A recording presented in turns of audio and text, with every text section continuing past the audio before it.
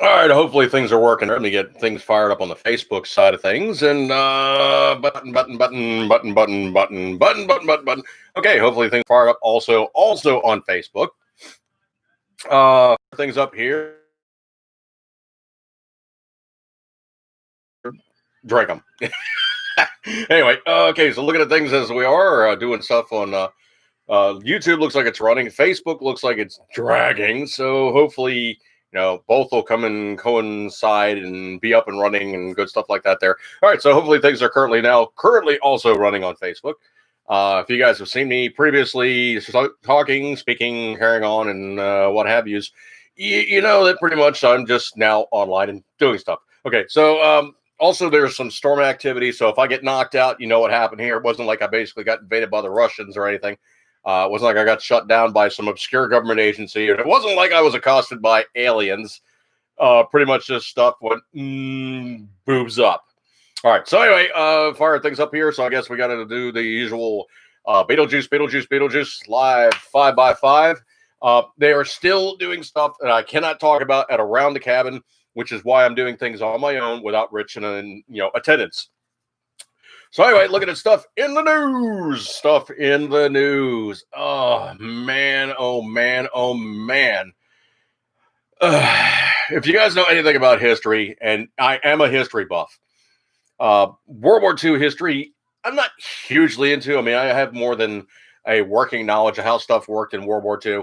But of all those things that you had to worry about back in Nazi Germany, was not so much the guys called the Allgemein, or the everyman, basically the lowest rung brown shirts, the bully boys, the guys that were like the age provocateurs. They were like the Black Lives Matter of the how to really truly worry about was the true full on hardcore, just bad nasty guys known as the Schutzstaffel, which was the true SS. I mean, that was like the secret police, the secret Polizei, hey, what's going on there? Everyone appreciates you coming on by.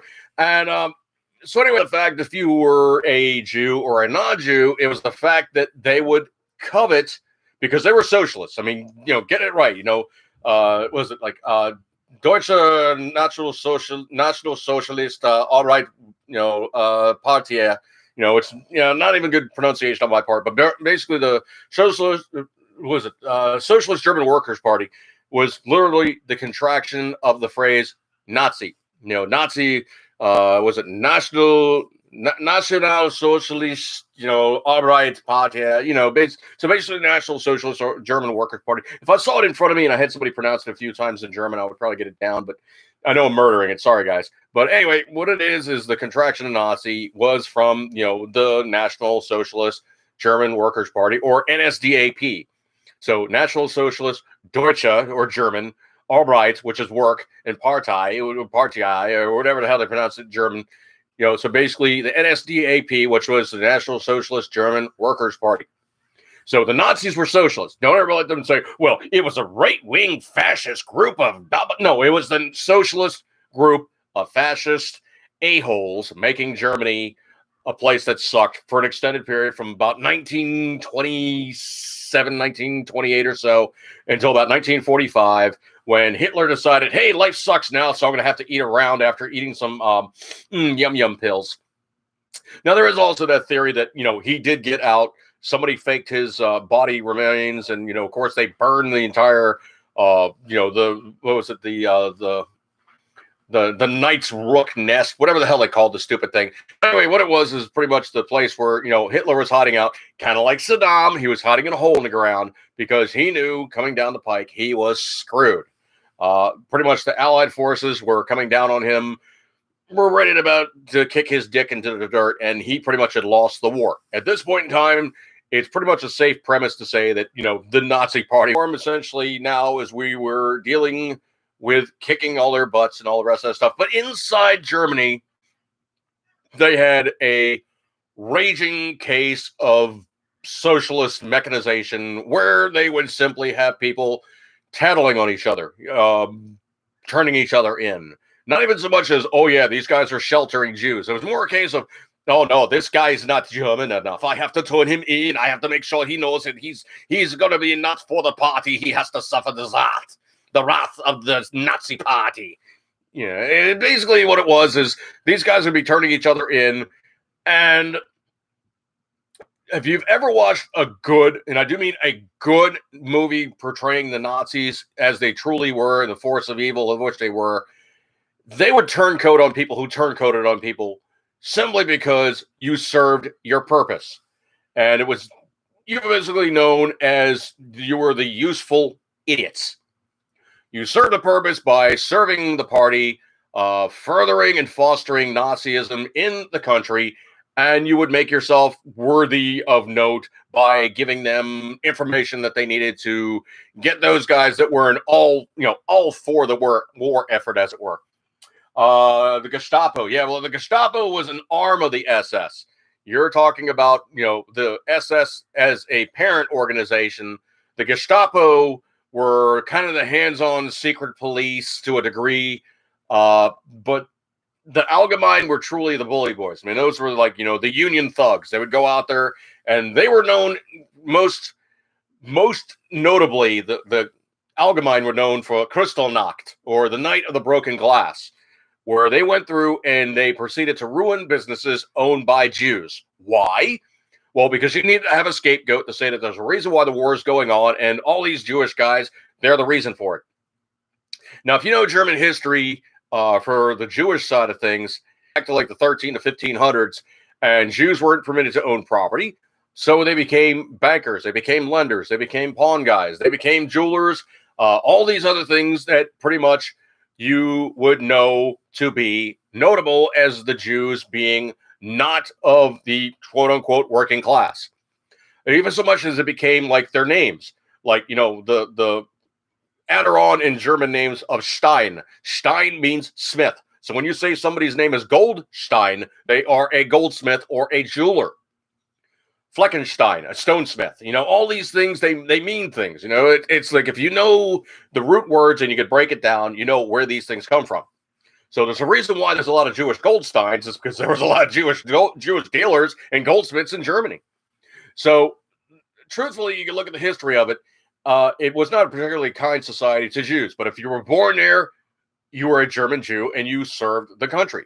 Now, the thing that sucks is World War II came around, and those guys who had like a chest full of medals from serving honorably for the Vaterland in World War I, it's like, oh, you Jewish guys, you really, truly don't serve any good purpose anymore. It's like, dude, I protected the country back, in time of memoriam. And they're like, yeah, that's nice, but you're still a Jew, and you're now we don't like you anymore. So the Nazi Party needed a scapegoat. That's exactly what they did. Now, the roundy round I'm going with this one, and of course, all the big introduction and, of course, lead into this is there is now states. And I got to break this down for what it is. Excuse me, folks. The state of Ohio now has set up a hotline and a website so you can turn in those people in your neighborhood who are not wearing masks. Now, the humorous thing about it is anybody that knows any of this kind of, turn in your neighbor kind of stuff, well, number one, it doesn't work. Number two, you get people like me who think it's a political a-holes that you really, truly don't like. You turn them into these guys. And you basically turn the one guy who's an a-hole against the other guy who's an a-hole, and you kind of put them into each other and you let them fight it out. It's like the bucket of crabs. You never put a lid on a bucket of crabs because none of them will climb out because they all keep grabbing each other and pulling it back in. So anyway, they have this hotline now in Ohio of which to report your neighbor for not wearing a mask. Why aren't you wearing a mask? You should be wearing a mask. I'm not going to get into the nuts and bolts of wearing a mask, not wearing a mask, but I do think it's kind of an a-hole thing to say that, you know what? I am going to now shame you into wearing a mask by giving you this hotline number and, of course, this website of which to turn you in and, of course, now report you.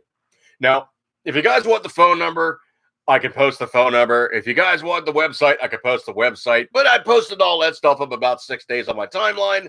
So if you just go on my timeline, you scroll down, and it's just a Newsweek article, not wearing a mask, Ohio starts a hotline to report people who refuse. Well, there's the other side of it, too.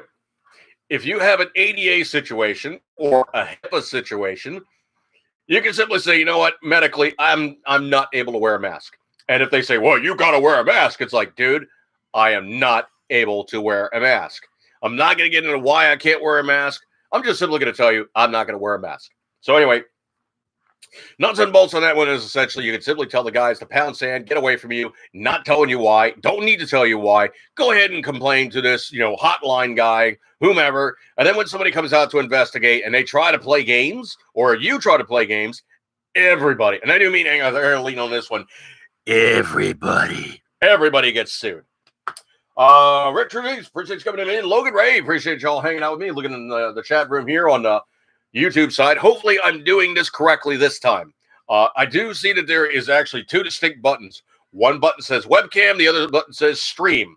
And hopefully it did work. Last time I actually had like two distinct entries, one of them being like, of course, the thumbnail where I'm like, and the other one, of course, being the thumbnail of, and then a video that actually played. So I don't know what it meant. I don't know why I did it, but YouTube sometimes makes things more complicated than it ever really truly should be.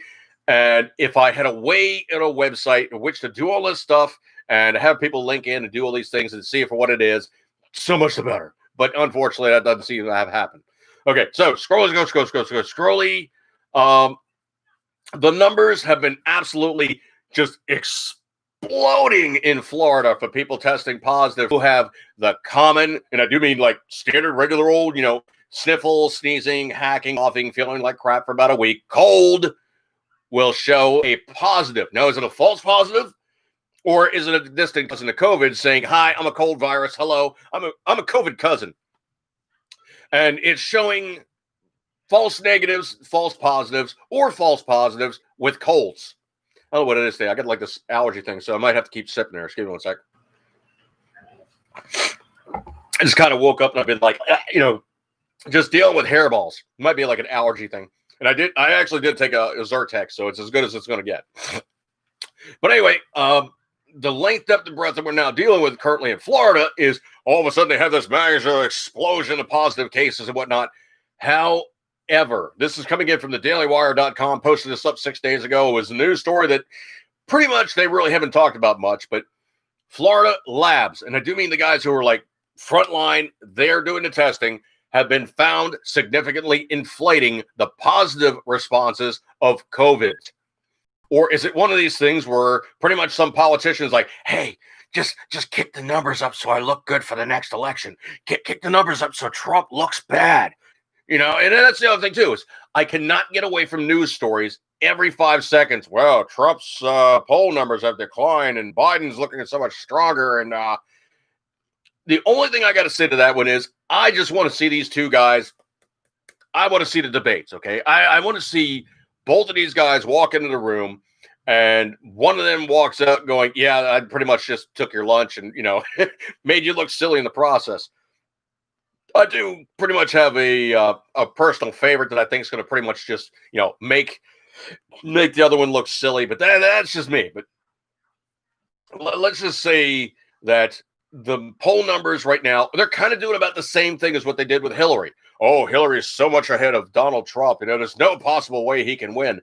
And then when they get closer to the election, the numbers start becoming very much more realistic.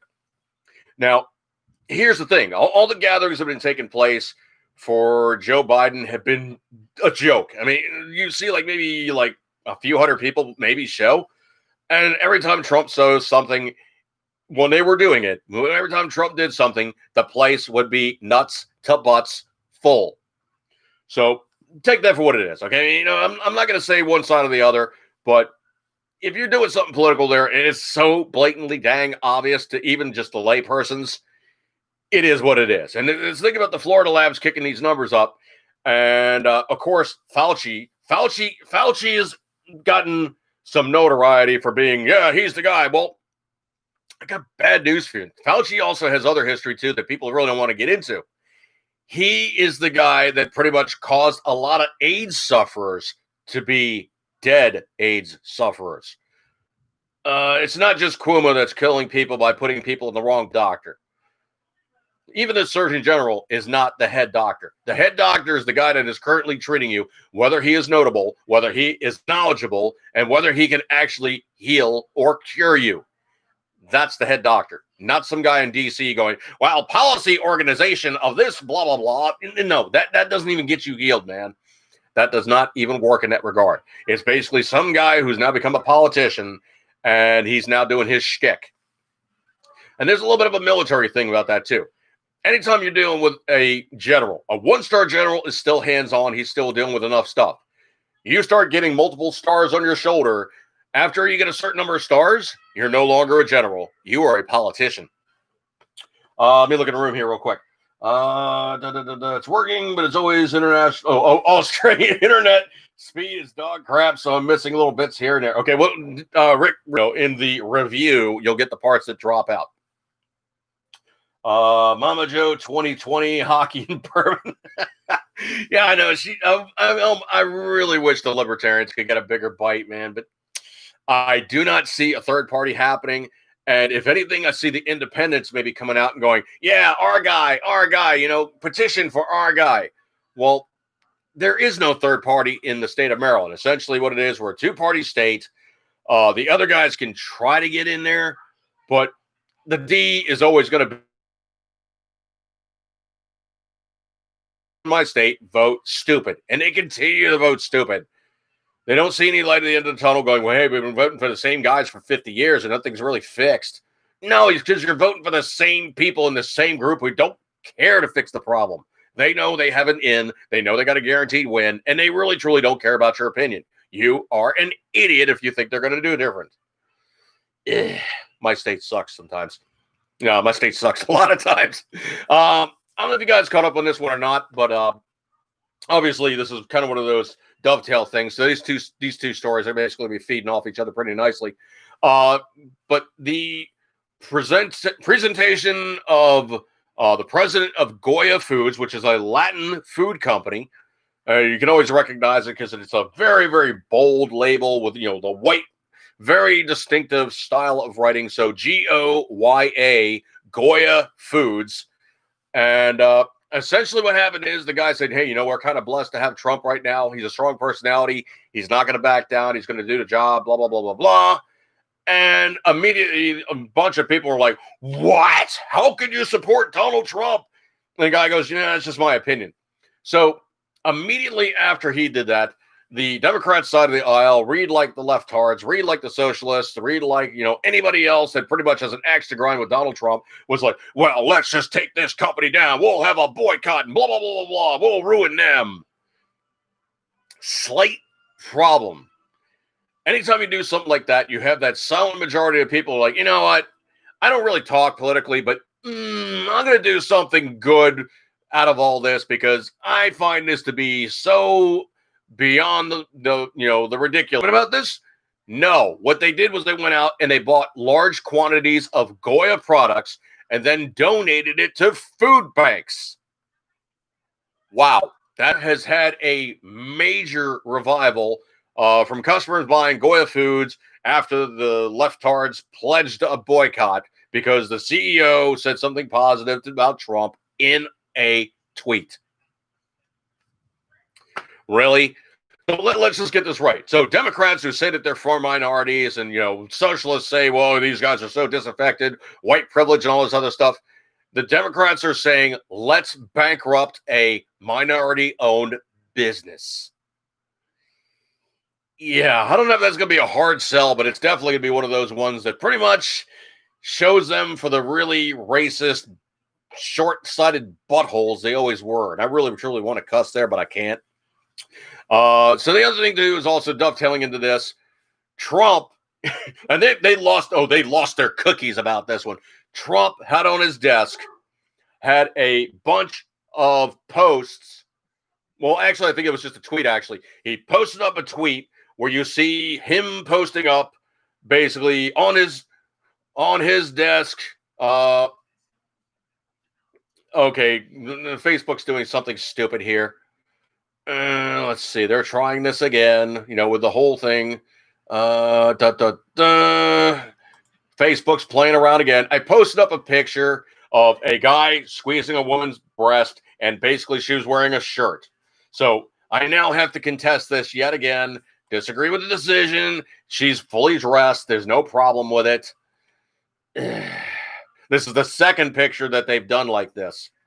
I mean, the woman is literally wearing clothing. It's not like you're seeing like anything naked or nude or anything like. I just disagree with their decision. I'm not blocked. It's just stupid because they keep doing these things. This is the second time they've done this to me for a picture that's pretty innocent, actually. But, you know, whatever. It was in a private group. I'm not even going to worry about it. Let me just do something stupid here just to make sure it posted up. Why? Because yet again, it's a picture they said doesn't make muster. Ooh, it's so nutty, whatever. And the picture itself was fairly innocent. It's just, you know, the chick's like, yeah, fill my guns. And the guy's like reaching out and squeezing her boob. And she's wearing a shirt, okay? You know, and everybody's got a big smile. So it's not like it's really all that pejorative or, you know, they're just taking down pictures to take down pictures. But they really can't ding me because the woman is still fully dressed. It's not showing nudity. Facebook can blow me. So Facebook, blow me.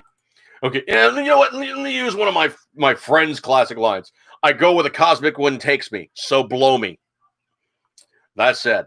So anyway, Trump was taunting Goya by having, you know, on the presidential desk in the Oval Office is a bunch of Goya products, and he's doing the classic, you know, thumbs up thing. You know, the whole Richard Nixon. He's giving both Richard Nixons, you know, and of course the libtards are losing their freaking minds. Wow. This kind of stuff just cracks me up. Anyway, Rick, everybody calm down. I'm here. Okay. That one cracked me up. I don't know if you guys are experiencing this in your area, but, you know, they're going on about, oh, there's a cash shortage. There's a change shortage. There's all these other shortages. There really is not a cash shortage, okay? There's plenty of money. But maybe what might be the case is people are socking the money away at home. Maybe they're not taking it out and spending it. Maybe they're just banking the cash at home and they're not spending the cash. All the stores are like, oh, use cards. We don't have that much change. Well, maybe they don't want cash because people have been like, you know, doing plenty of money out there. It is not like it's a case of you can't find that type of stuff, you know, because, oh, no, they've so made it so that, you know, there's no money out there. Money's out there, okay? But here's the thing. If you look at any U.S. denomination on any bill, it says specifically, this note is legal tender for all debts, public and private. So if you go to a place of business and you give them cash and they say, oh, no, we don't take cash. We want to have a credit card. We want to have a debit card. We want to have a bank card. It's like, here's the situation. Several people in Mississippi have had that happen to them.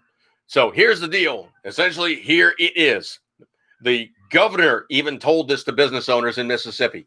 If you refuse to take cash, the debt is paid in full. If you're a business owner and you refuse to take cash, you are breaking the law. Here's an example. If you stop by my store and you purchase $44 worth of fuel and I try to pay you with a $100 bill and you refuse payment of cash, the debt is paid in full. There is nothing you can do to prosecute me because you have refused payment of a legal tender unless the business suspects a counterfeit bill. So, I'm asking you residents of Mississippi to make me aware of companies who do not receive or take your cash. They'll be receiving a call from my office, the Department of Revenue, and the Attorney General's office. Separate issue. We're experiencing a coin shortage. Due to this event, some companies are requesting correct change. That is understandable and should be able to work out a change issue since we're talking about less than 99 cents on any transaction. His phone number in office number, 601-359-2886. So, you can take it from, you know, the guys in Mississippi. That ain't gonna wash. If you try to refuse payment, you refuse cash. I tried to pay.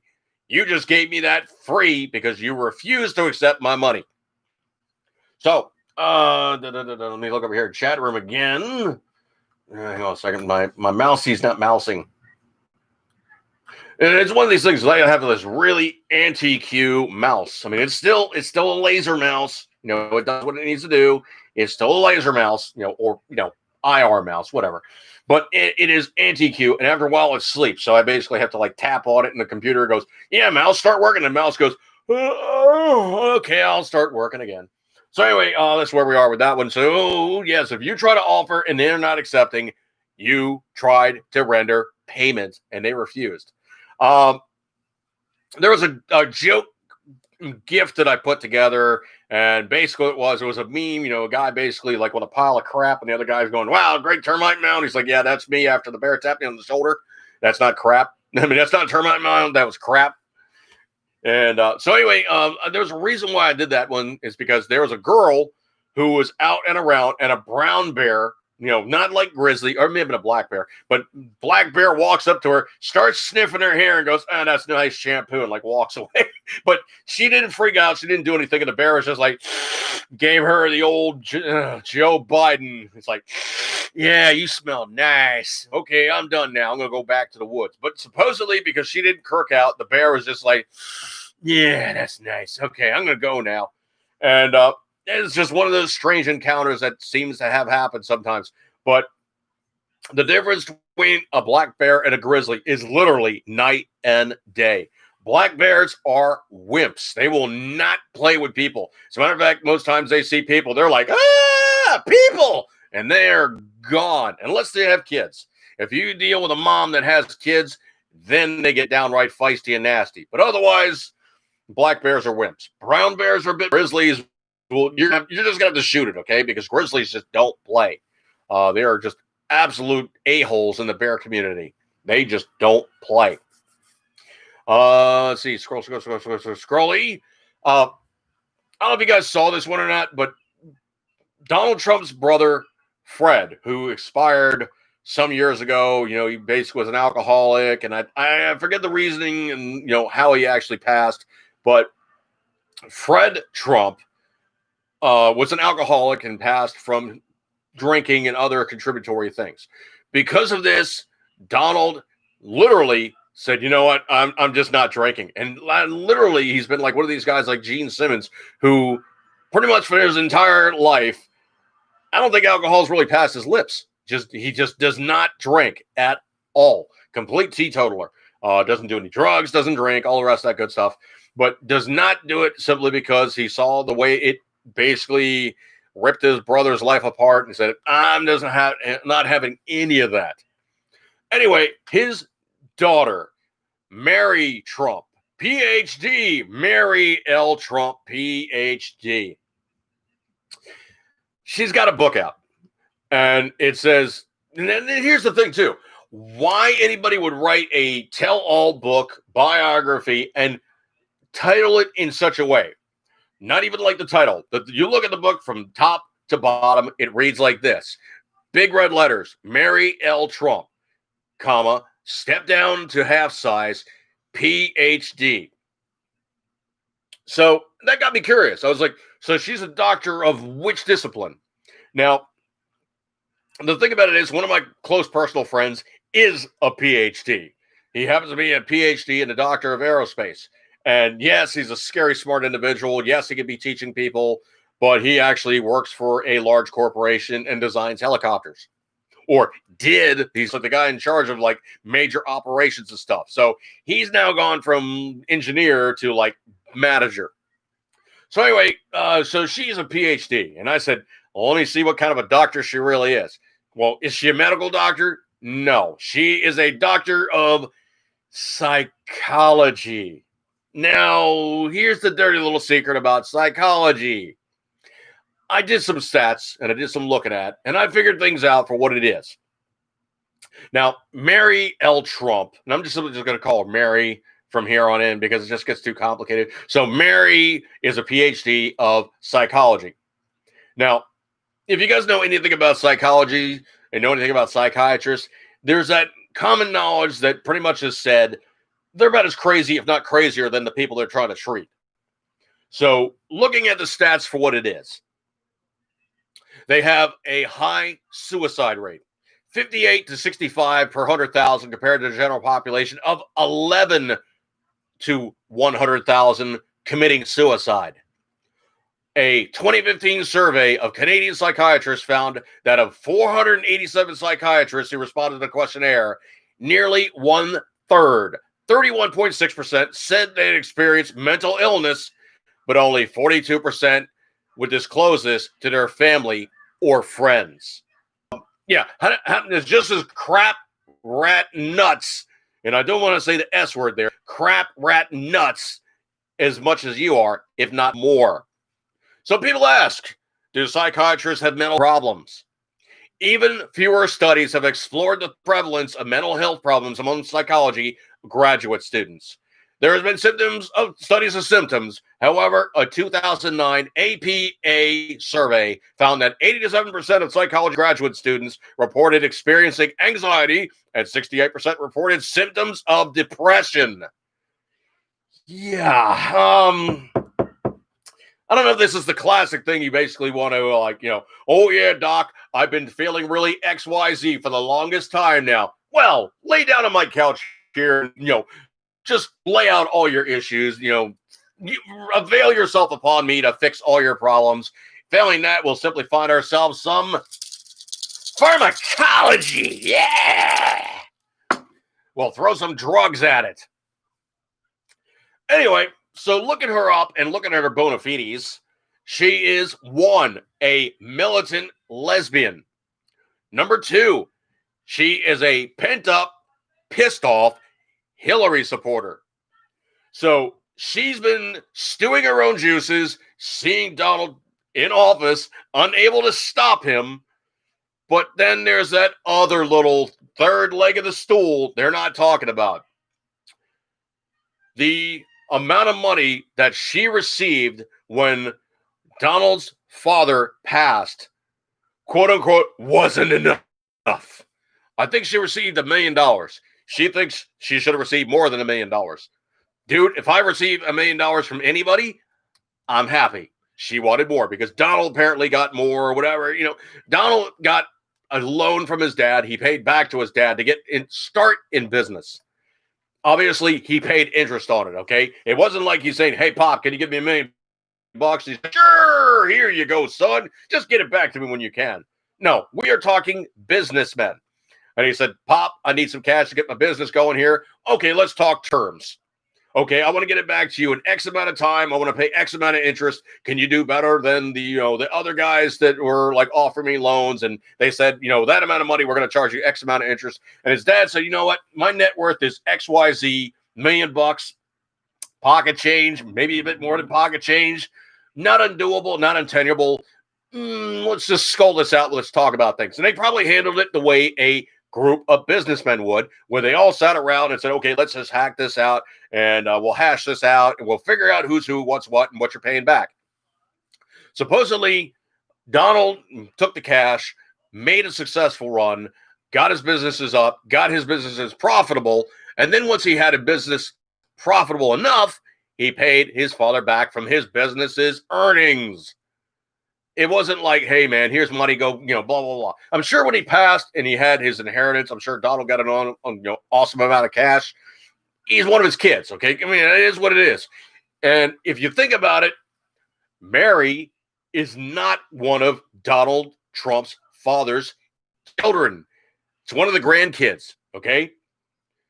That is not a direct heir. And if you get something from a grandparent and they remember you, that's huge to begin with. To get $1 million from a grandparent who's worth like scads of cash is not such a bad thing. You got to remember the one chick, Tori Spelling, Aaron Spelling, the guy basically had like 1, 2, 3, 4, 5, 6, 7, 8, in excess of 14 successful sitcoms and extended shows on major TV networks. The guy was worth scads of cash. But he also was a guy who started from nothing, worked his ass off to become something. And he said, you know what? I'm going to give my kids an initial and I'm going to give them a leg up and I'm going to let them build their own fortune. So that's what he did. Tori Spelling got $800,000. Now, if you think about it and she'd invested it wisely, she probably would have done okay. Only problem is she basically had a father that doted upon her too much when she was under his roof. And he basically gave it a charge card, saying, blah, blah, blah, whatever. And she got to be spoiled. She got to be used to having too much cash, used to just whizzing money out the window, not even thinking twice about it. And when the reality of it became what it is, she could not adapt. Now, if I owed her $1,000, more than likely I would consider that just, a huge windfall, and I would invest it. Almost immediately, I would invest it. I'd probably use a good chunk of it. First and foremost, what I would probably do is first and foremost, I would just pay off my house. Done. Bye. Major expense gone. Whatever I'm now earning now goes that much further because I'm not making house payments. The rest of it would probably just be invested. Now, the reason being why I would just simply buy the house outright is simply just so I'm not making the couple $1,000s a month house payments that everybody makes. It basically frees up a lot of your capital. You own something that you now can use as I own something that's worth XYZ. I wish to get a loan. And they go, well, what do you have as collateral? It's like, I got this. Here's the lien. It doesn't exist. It's paid off. And they go, oh yeah, you do own that. Okay, well, yeah, all right, great, cool. Well, we'll give you X amount to play with. It's like, yeah, that's great. That's the guarantor right there as my collateral. I'm not going to screw you because I still have like X amount of dollars left in the bank. I can juggle these two things back and forth. Now, she didn't do that. She basically pissed through the cash. Mary Trump, in her $1 million of windfall, pissed through that as well. Now, if she was smart, what she did was, she probably used that money to go to school and get her PhD. Was that smart? No, but it's bragging rights, and it gives you a major, major leg up in your industry or in your choice profession to have a doctorate in the first place. So the other thing too is also she's got access to grind in many different ways and venues, man. I mean, first and foremost, she is pretty much just the other side of the aisle. She's a Democrat. She's a very strident Democrat. Obviously, she's a lesbian, and she's now a single lesbian. So that tells you something right there. So obviously, she's already got, quote unquote issues. She's got quote unquote daddy issues. Quote unquote, she's got, other side of the aisle angst, white guilt, call it what you will, virtue signaling, and all the rest of that fun follower, all the scenes that come from the Democrats. I would tend to think that pretty much she is a mixed bag of holy crap. that's the hell way I express it. She is a mixed bag of holy crap. Oh, dude, man. Dude. But anyway, so her book has come out. And like I said, large letters, Mary L. Trump, PhD. And the title is Too Much. And in really small letters, and never enough. How my family created the world's most dangerous man. Well, let's just table that for 1 second here.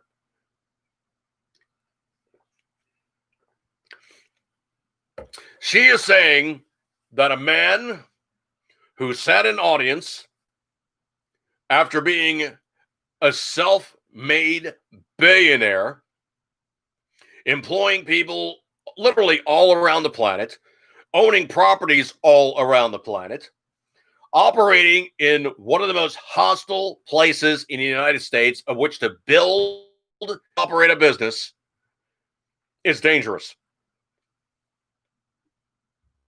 In sitting in audience, he was berated, he was castigated, he was made fun of, and if you see the video where Barack Hussein Obama was ragging on Donald Trump, you will see a man sitting there getting progressively more pissed, but it wasn't just pissed. It was a face of determination saying, I am going to show this blankety blank blank blank what I am made of. When it comes time, when he leaves office, I will be sitting in that same office to show him how wrong he is about me.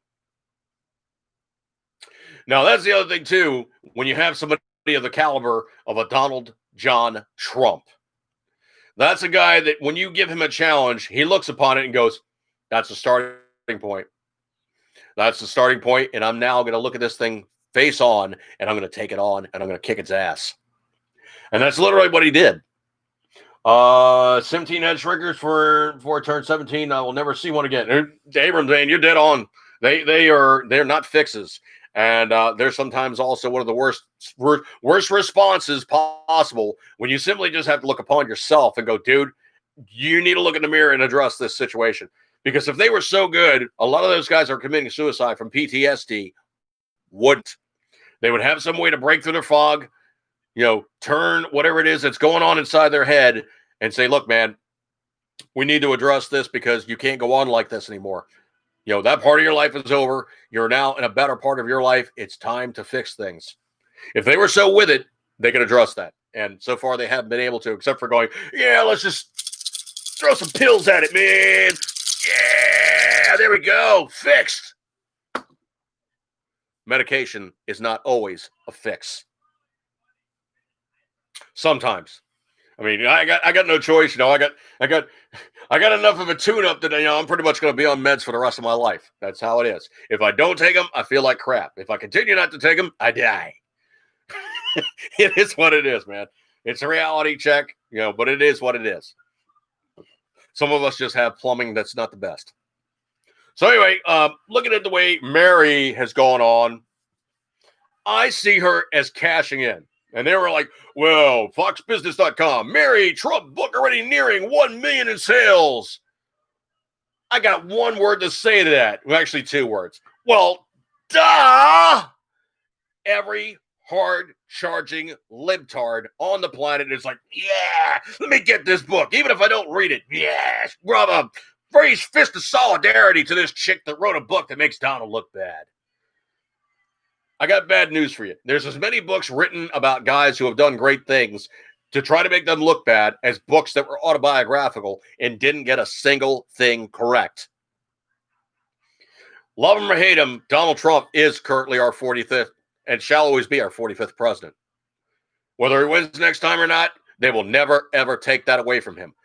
The very next election after Obama castigated him, he was sitting in the White House going, hey, Obama. Yeah, still your president. Anyway, let me move on from that with a palate cleanser. I'm so unhappy. So unhappy. Not. Mary Trump, you're just a miserable little piece of crap. This one kind of cracked me up. And I posted this one up 3 days ago. And it was a gentleman by the name of Cliff Maloney. And it's at Liberty Cliff.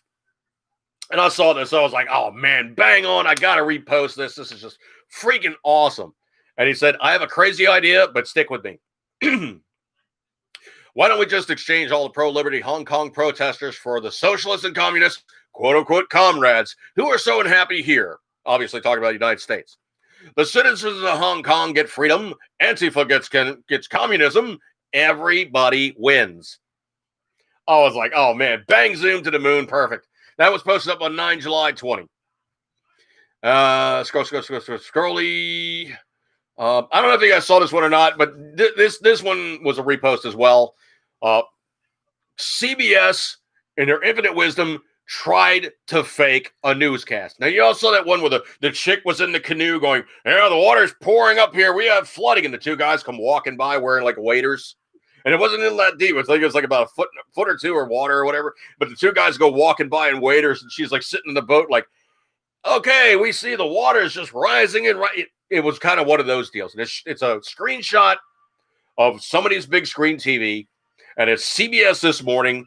And it says, coronavirus, the race to respond, record weekend, cases and hospitalizations climbing fast in Florida, Louisiana, and Texas.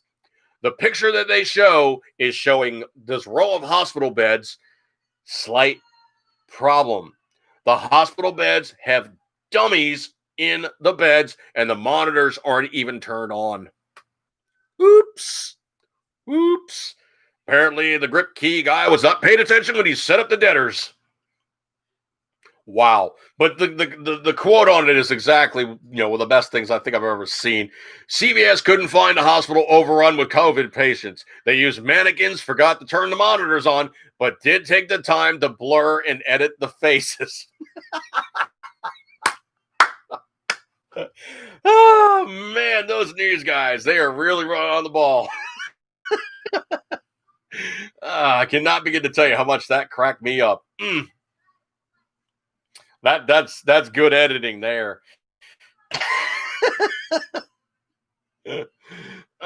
Speaking of unhappy libtards,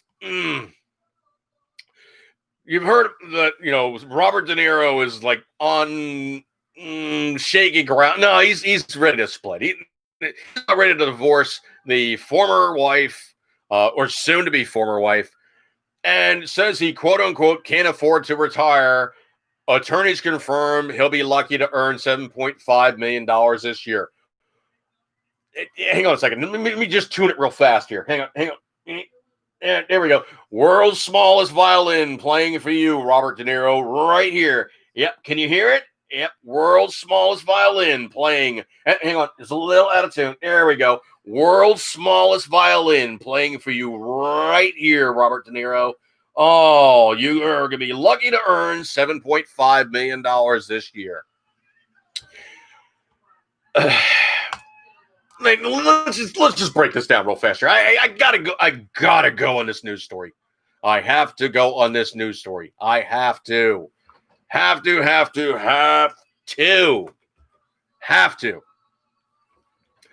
So Robert De Niro says he'll be lucky to make $7.5 million this year. $7.5 million. Sorry. His lawyer, Carolyn Krauss, confirmed to Fox News. He lives in New York City, okay? What is that? He lives in New York City, one of the most expensive places in the world to reside. And he doesn't just live in New York City. He lives in the ritzy area of Manhattan.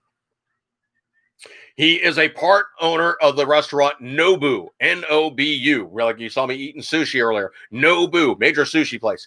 Supposedly it's lost $3 million in April alone.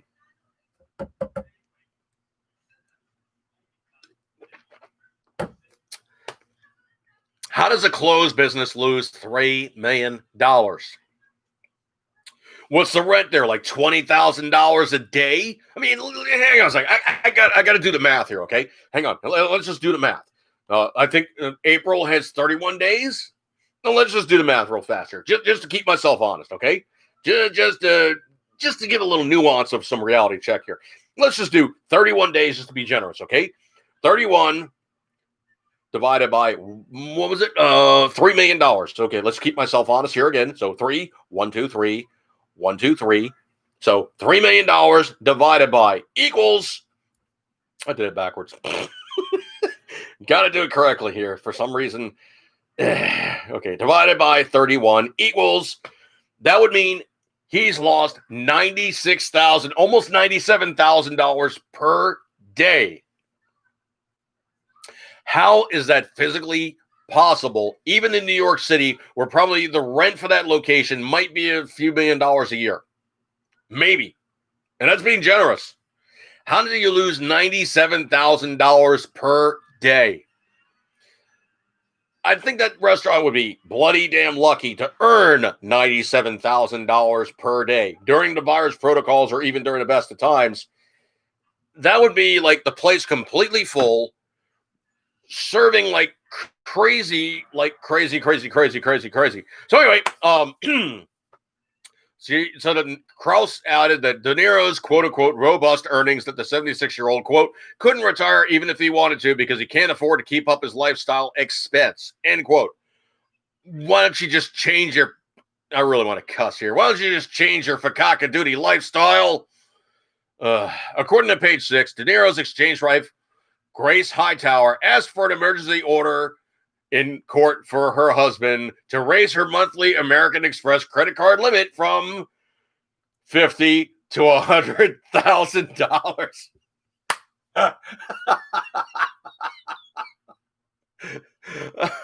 That's $17,000 a week to $25,000 a week.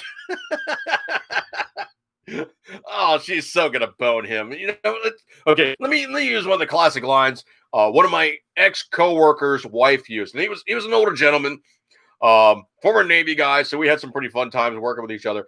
His wife believe it or not, was just like a crossing guard, but she was a former model and a very, very, very strong personality. She was like this 6-foot redhead, just even at her age, was just like unbelievably pretty. I mean, I can imagine her back in her 20s, but back in when I knew her, she was like 62-ish, 61-ish or something. Still a striking female. And she said, you know what? I don't care if he cheats, but if he does cheat, I'm going to take his balls out through his wallet. So anyway, she said with the prenuptial. Okay, so that's what she said to him, but that's what she told me. But neither here nor there. But that nearly put me on the floor laughing. So De Niro's prenuptial agreement with Hightower states that the actor owes his wife $1 million each year as long as he's making at least $15 million a year. Why do you think he's playing poor man? I mean, come on. Oh, I can't afford this. It's too much money. De Niro banned his estranged wife and her 2 children from his New York compound. But they've been married since 1997, have been on again, off again since then. And they have 2 children, Elliot, who's 21, and Helen, age 8. Oh, God. The idea of a 68-year-old, 67-year-old man hitting somebody cute like Grace Hightower. Oh, that must have looked like an elephant climbing onto a hottie. That's no, just bad, just bad. Abram put something in there and we retracted. Oh, dude, I would have loved to see what it was. Anyway, but here's the other thing too. De Niro's playing poor man. However, he has bragged that he was worth $500 million and he makes $30 million a year. Yeah. Yeah. You know what? It's crap. De Niro's used the COVID pandemic, my words, to stick it to his wife financially, said her attorney. I'm not a believer of a man who has an admitted worth of $500 million and makes $30 million a year. All of a sudden in March, he needs to cut down spousal support by 50% and ban her from the house. The judge ruled that De Niro should maintain the $50,000 credit card limit, but must pay Hightower $75,000 so she and her 2 children can find a summer home. Dude, New York is not going to be kind to you when you get divorced. Dude, she is just going to right up the old pooper. Prozac is evil. Okay, well, dude, it is. It's bad juju, man. I would never ever put somebody on Prozac. It does all kinds of naughty stuff. Anyway, so scrolly. I don't know where this one originated from, except for the place that I found it on Facebook, and I did a minor redacting to make it more me. Just give me 1 second here. But it was a picture of all things, cornbread cupcakes with mashed potato and gravy icing and a piece of fried chicken stuck on the top. And then there's a picture of Morty from Rick and Morty, and he's giving the pointy finger like, you son of a bitch, I'm in. But I got so many shares and likes on that picture, man. That was just generically, but it's like, yes, yes. Oh, man, I forget where I found that thing, but it was just epic. Speaking of things that you find, I'm going to have to clean it up a little bit to read this online, but, we're on air, as it were, but holy zuck, and I do mean with a Z, holy zuck. Did you see the picture of Mark Zuckerberg skiing, and I think he's using one of those electric, surfboards, he's surfing, not skiing. Can't talk today. He's surfing. I think it's one of those electric surfboards, basically got like the hand controlled little electric motor in the back. So he decided to go surfing, but he has like so much zinc suntan lotion on his face. He literally looks like a mime about ready to go.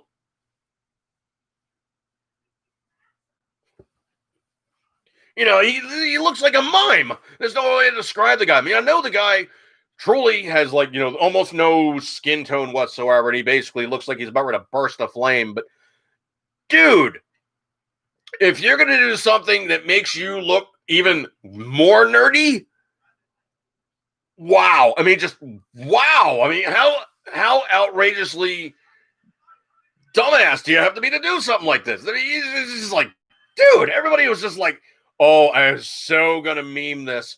And there's like 2 or 3 pictures where he's like, doing the surfboard, or he's like looking over his shoulder. He's like looking over his shoulder, or he's doing like some other pose. And all 3 of those pictures are like all over the internet with like tons of memes now. Oh my word. I cannot begin to tell you anything except for the ones I've seen have just been like out of orbit. Amazing. Zuck, dude, if you do something like this again, wear normal suntan lotion. Just don't do the zinc stuff like that. You look like a flipping clown. I mean, literally, you look like a flipping clown. Oh my word. Holy crap.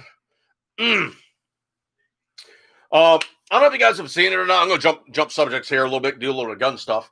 But there's been a whole lot of people putting out articles now about low to medium power to like entry level to like way better level low power scopes. And essentially what I have here, and this one is just fairly generic. It's actually a vector. So it's not like a great one, not a bad one. This is one they call the Grimlock. And you can see it actually does have a slight bell on the objective. On the eyepiece, it's standard, pretty much good size eyepiece.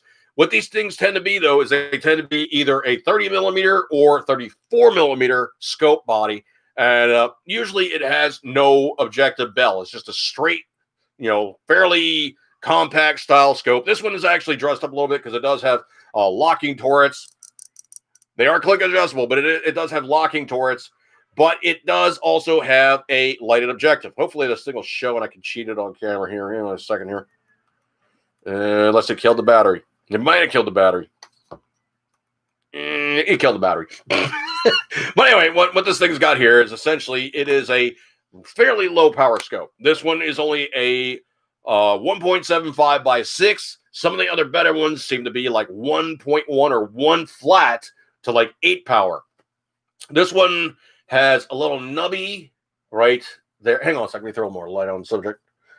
Does have a little nubby there. You can kind of see it. Hopefully both of you guys are seeing it. And what it is, essentially, this gives you some purchase which to work the magnification ring. You basically have something to grab onto, something to spin, something to twist. And these are intended for close up and personal to max like 400 or 500 meter excursions. And the reason being is essentially you just go in there and the eye box or the area that you can put your face behind without having like that ring where it's kind of like off alignment. The eye box on these things is normally pretty good size. You really don't need to have like perfect alignment every time. You simply just snap it up. You're lined in, zap it on target. And usually the objective, the cross hatching on it is usually just a horseshoe or it's a simple. On this one, the actual crosshairs is just mil dots. So there's nothing really all that extreme with this one. On the better ones, it actually does have like range estimation devices where you can go, okay, X amount of inches between shoulders. It's going to be this width at this many 100 yards, this width of so many 100 yards. And literally you just kind of like, bracket the figure on there and you have range estimation. And the other thing too is also with 5.56/223 for the first 100 yards, it's like nothing. First 200 yards, it's like nothing. 300 yards, it's like a slight difference. 400 yards, you get some drop. 500 yards, you get some drop. But if you zero, usually like 200 to 300 yards, if you have a 300 yard zero on a 223, you're pretty much talking about an 8-inch box. No matter where you aim, you're going to be in that 8-inch box if you're holding dead center. So that's kind of one of those classic things they tell you is a 300 yard zero and a 223/556. You're going to be on target as long as you do your part to put it in the X zone. And so these really have taken hold. And there's a couple other ways of which to look at it. There's like something called a first field of vision. There's a second field of vision. And all that really means is if you're looking at it and you're changing the magnification, either the crosshair stays the same or it expands as the magnification grows and shows more detail. Personally, I'm not a big one for the second field of view or the first field of view. I always flip those over for which one's which. And what it is essentially is all it is really is just does the crosshair change in perspective with the magnification getting larger and showing more detail so you can utilize more of the tools in the crosshair. If you put it down on one power, it's just like a dot. If you zoom it in, you show like the dot, the range estimation grid, and actually like range estimating chevrons of which to put on the target. Beta, appreciate you coming by, dude. So essentially, those things come into play and they become much more effective. Now, mounting options, obviously, you do have like, standard rings. These, of course, being, thumb removable. Those are kind of cool. You can pop them on and off when you wish. Also, you do have your other options here. This one being a LaRue clone where you have like just your standard. Hang on a second here. It's going to take me a second to figure this one out. It's been a while since I played with it. Let's see. I think, okay, there we go. Basically, you have like a release and you have a couple of levers. Essentially, that's all it really takes. Basically, just get it on the gun, click, click. It's on board. Most of the time you see people engage in these, they have the scope at the rear of the floating part of it. You can also flip it around for the orientation on your rifle, whichever fits you. There is no wrong way. The biggest thing I can tell you, of course, is make sure that you have things not snagging on those attachment points, because nothing is worse than basically get something hung up on like your gear and you're like fighting with it. And, it takes you forever to get the thing to unlock. That's the kind of stuff that gets you killed. The other thing to do is also in terms of preference and in terms of pricing, these things will start. It means start like about $120 going all the way up to a few $1,000s. Now, of that, there is good stuff in every price range. This one is adequate. I wouldn't say it's the best. It's not the worst. I mean, it was fairly cheap. I got it on eBay. I think I got it used on eBay, and it ate the battery. So I'm not happy with it right now because it ate my flipping battery, man. I thought I turned it off, or it might have gotten bumped and turned itself on. So these are all annoyance factors that you have to remember.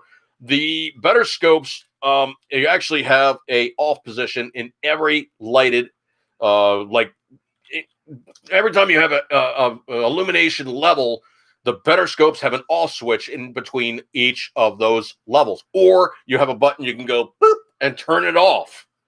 I can tell you for a fact, the best thing out there right now is, of course, playing with the. Is it on dead? Kind of. Yeah, it's tired. It's tired. Yep. It's tired. It's like barely lighting up. It must have gotten bumped and turned on and stayed on. The aim points, and I dearly love aim points. I'm just not happy about the fact they cost $700. The aim points are really cool because you can turn those guys on and they will run for like 20 to 40,000 hours. So that means you turn it on and it stays on for 5 years. When you have that level of battery life, you just turn it on, you just leave it on. Or the better units have something called shake and bake or shake and go or whatever they wish to call it. I forget what they call it now, but essentially the weapon has an on position and you have the scope on. You let the weapon sit. It sleeps the scope until such time that you move it around and it goes, I'm being used, and it turns on.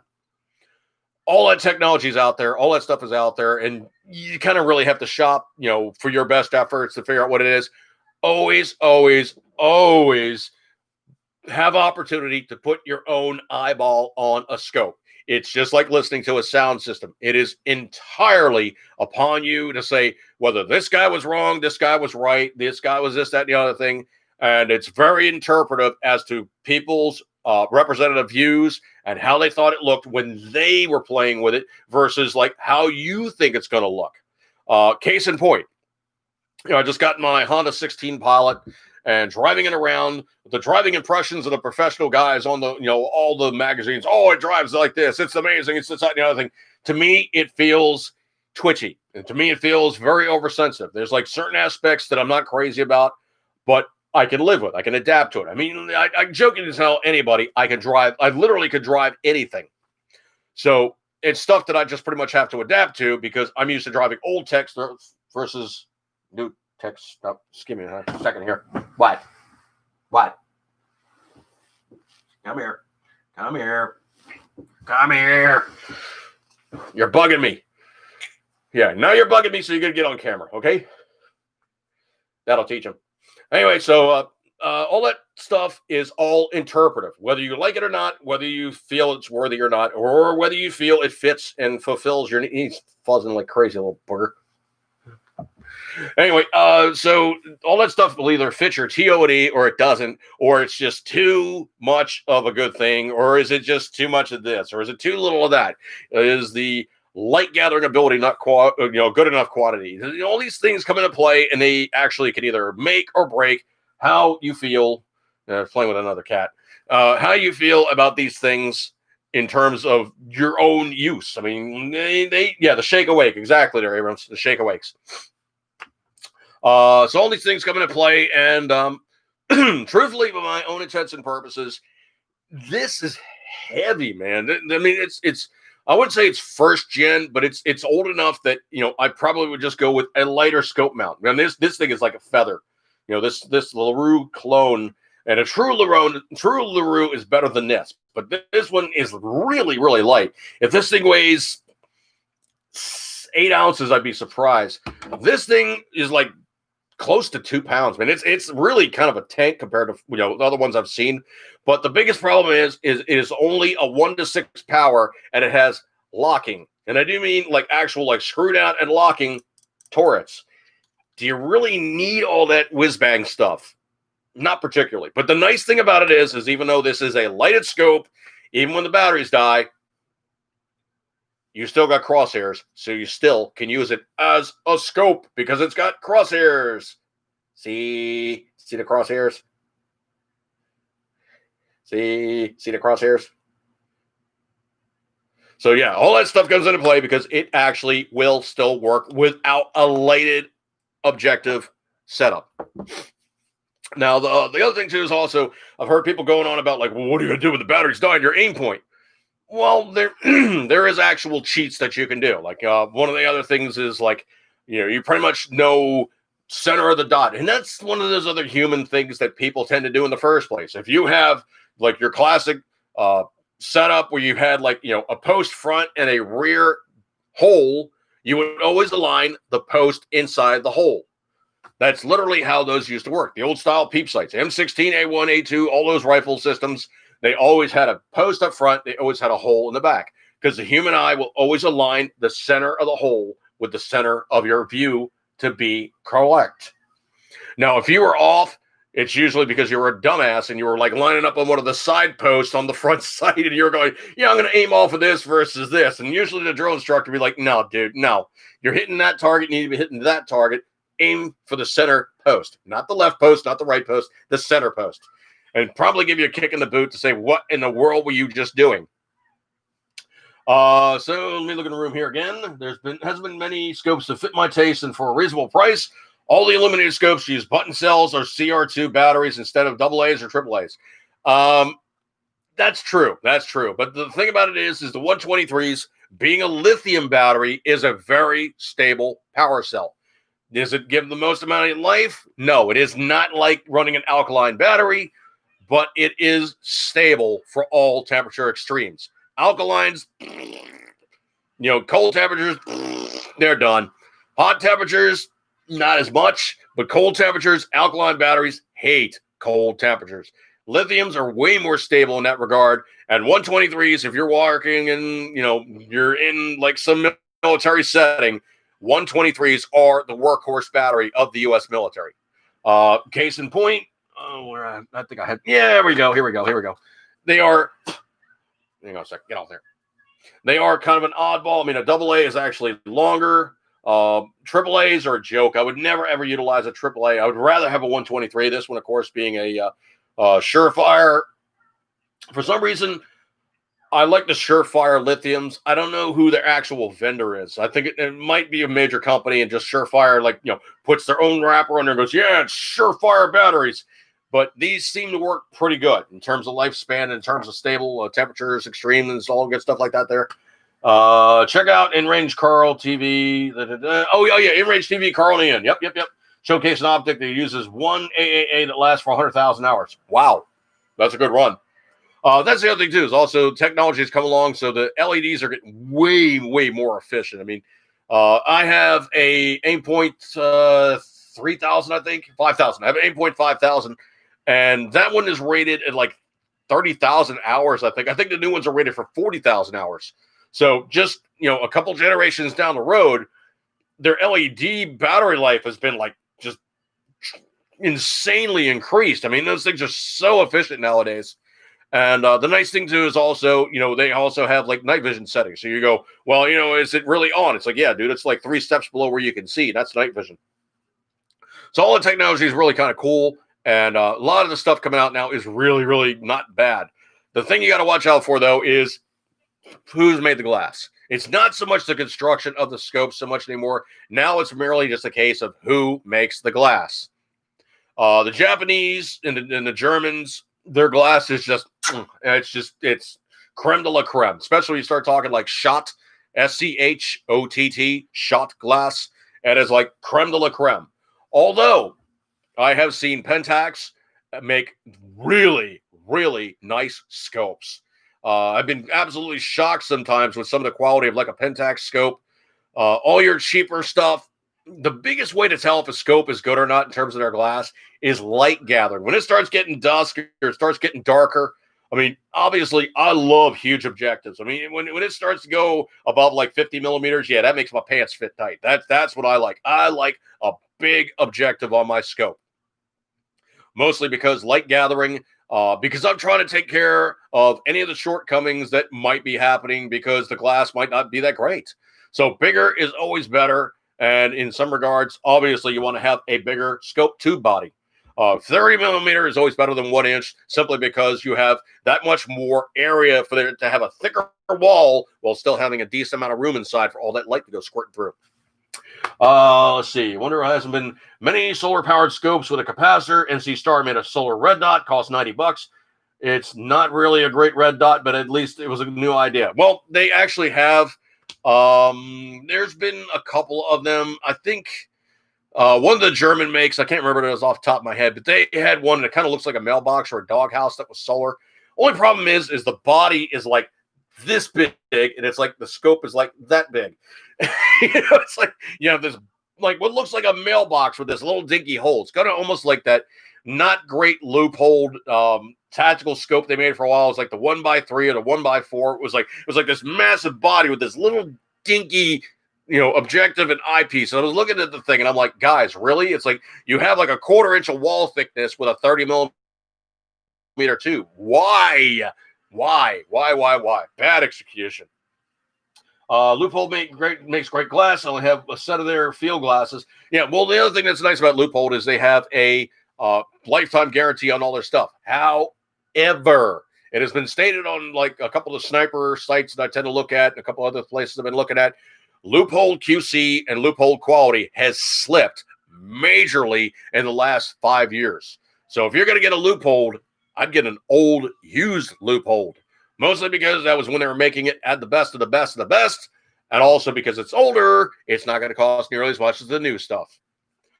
Truthfully, I love the Seal version. Was the 3x8x36 with the cranked over light set. Oh, dude, I would building that on like a clone copy of what they use for Project Red Wing. Oh, that would be Yep. That's exactly the kind of rifle I would love me to have. That thing with a can on board, that makes my pants fit tight. That is definitely one of my favorite ones. Covered up in all kinds of nice armament stuff. Oh, dude. If I had a spare $5,000 floating around, that's the next rifle I would be building. One of those boogers. Whew, that to me is just yummy. Now, the other thing too is also in terms of any kind of scope you have to get is obviously cost versus what is it going to give you in terms of, execution? Is it going to be good? Is it going to be bad? All that stuff that they're throwing out at you, is it something worthy? I mean, truthfully, any scope you put on your rifle is only going to be as good as what you're doing with it. I mean, obviously, there's a lot of stuff out there. And in terms of all the stuff out there, you always got to worry about, is it properly executed? I mean, anytime you're spending that kind of money, you put a great scope on a crappy rifle, it's still going to shoot like crap. As a matter of fact, one of the best things I ever saw It was an article they had, and they were comparing, like, when you're building a gun, what's the most important thing? Is it going to be the stock? Is it going to be the action? Is it going to be the trigger? Is it going to be the scope? Is it going to be, any of those other things going on? And the guy goes, no, the most important thing on an accurate rifle is always going to be the barrel. No matter what happens with the rest of the rifle, the barrel is going to be consistent. It's the last thing that touches the bullet. It's the last thing that puts it on its impetus. And if they don't do it right, it's going to suck. So, case in point, the best thing you can do is always put a good scope on a good rifle, or at least a decent rifle. If you have a sucky rifle and you're trying to put a good scope on there, it's the same thing as using garbage and using the best frying pan on the planet. It is not going to be any better than what you started out with. It is still going to suck. Let's give me 1 second here. I just need to scrolly. Oh, that's what it was. It was an SPR. That was the one I was trying to remember. The SEAL Special Rifle is an SPR. Oh, dude, that to me is like best of the best of the best. And the thing that's really kind of funny about that one, just give me 1 second here.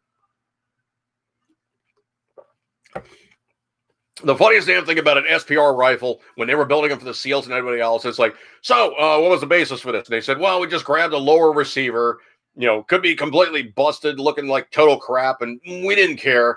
It was everything that was going on into it and onto it. That's what made the SPR an effective weapon system. And that was truly the case. I mean, the lower receiver, if you're just screwing stuff onto it, it really doesn't have a whole hell of a lot to do with accuracy. It's always going to be the upper. It's always going to be like those parts that you've attached to it that makes the weapon system accurate or not. And looking at the picture right now, I can tell you for a fact, I need to adjust my pants. that to me is just the cast pajamas, total shiznit, and yummy. I love me the SPR. I actually do have a lot of arms stuff. I'm a huge arms fan. I've always been a total whore for arms stuff. And just looking at the bits and pieces all screwed onto that thing, about half of them are just like, it's just, PRI this, arms that, Knights Industry, this, that, and the other things, all those yummies. Every part of that thing just looks like it was done right. So anyway, folks, coming up on the 10:15 time period, we've basically been putting in time now for like an hour and 20 minutes. Coming on in a time period where I probably should just break things off, let you guys do what you need to do. I appreciate you guys hanging out with me tonight. I know you got many other places to go, but you decided to hang out with me, and I'll give you the gold star for attendance. If you be sure to check us out on Around the Cabin. Hang on 1 second here. I closed my window like a dumbass. Like I said, they are currently doing some workaround stuff, and they're doing some upgrades. So we have Around the Cabin, aroundthecabin.com, aroundthecabin.com/campfire for the chat room, Around the Cabin News, Around the Cabin Buy, Sell, and Trade, Around the Cabin School of Self-Reliance, Around the Cabin Food, Around the Cabin Medicinal Cannabis, and Around the Garden's Gate. Damn, got them all. That's scary. Usually I screw that up. Also, you can find me personally on Twitter, HOSPCC. Well, I don't do a lot there, but, I do check in once in a blue moon. Of course, you can find me on Dude Jerky on Facebook, which is probably where some of you guys are watching me, or those people who watch me over on YouTube on 80s Podcast channel. Appreciate your kind attention. And yes, Beta, it is the SPR. Whoo, man. I might have to adjust my belt. That is just yummy gun. Love them things. All right, folks, I'll break up this one. Thank you guys for hanging out with me tonight. I'm going to catch you guys later. Eat good, keep 10 rings. Always, you know what you love it. Now I need to find the end buttons on both of these. So let me wake up Mousy on my laptop because it fell asleep again. So I appreciate your kind attention. I'm going to break up this one, guys. Catch you guys next week. And like I usually say, eat good, keep 10 rings. Always, you know what you love it. See you guys.